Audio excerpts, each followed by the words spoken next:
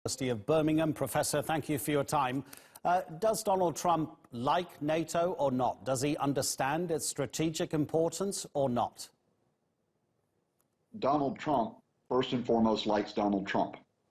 If he thinks NATO can boost his image, then fine. But Trump's line has long been that he sees NATO not in terms of its military requirements, not in terms of what it is doing for European stability, but how much it, quote, costs the United States. He treats it, in other words, like a businessman trying to run a balance sheet. And so, no, I think he has really no understanding of the strategic dynamics of NATO beyond that very superficial idea of whether or not it is supposedly costing the U.S. money.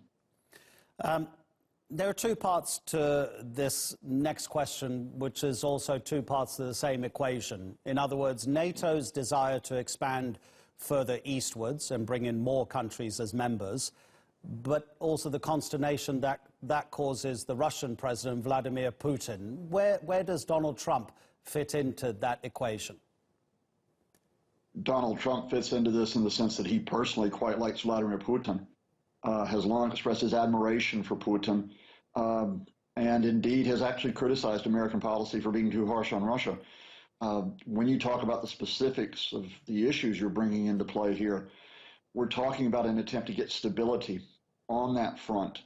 I don't think we're talking about, for example, an effort to bring Ukraine into NATO.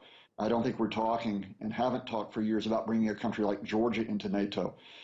The real challenge has actually been Russian pursuit of a more aggressive policy, for example, detaching Crimea, trying to separate eastern Ukraine off from the rest of the country, possibly challenging and threatening the Baltic states. That's where the real challenge is right now.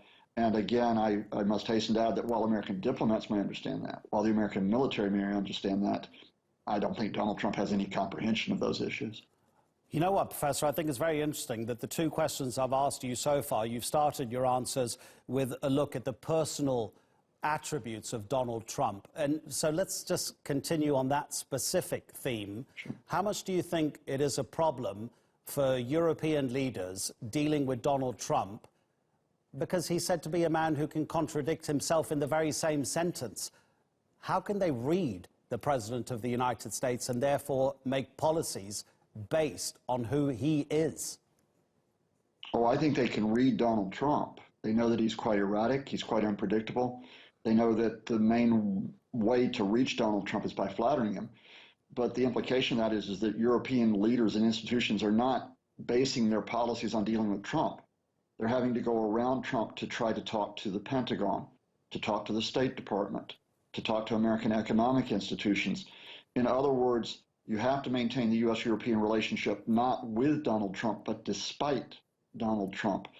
I think to an extent that has succeeded. If you look at the fact that Donald Trump, for example, threatening to take the U.S. out of NATO, it was the Pentagon, it was the State Department that got this back onto an even keel, which is, even though the alliance faces great challenges, we're not looking at it falling apart because of the president.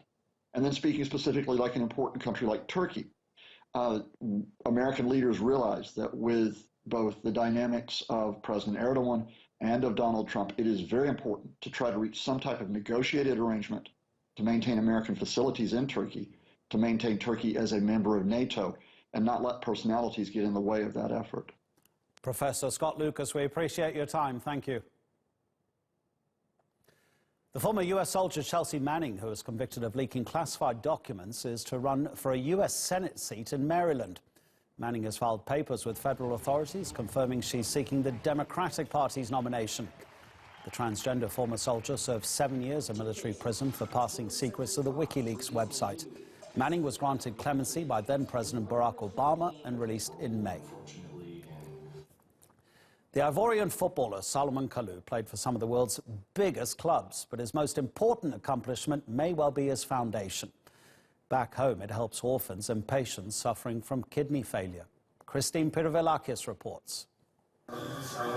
When Salomon Kalou takes a break from his football club in Hertha Berlin in Germany, he visits projects that are close to his heart. Like this kidney treatment clinic he set up in Ivory Coast with his brother. I am a footballer, and in my position,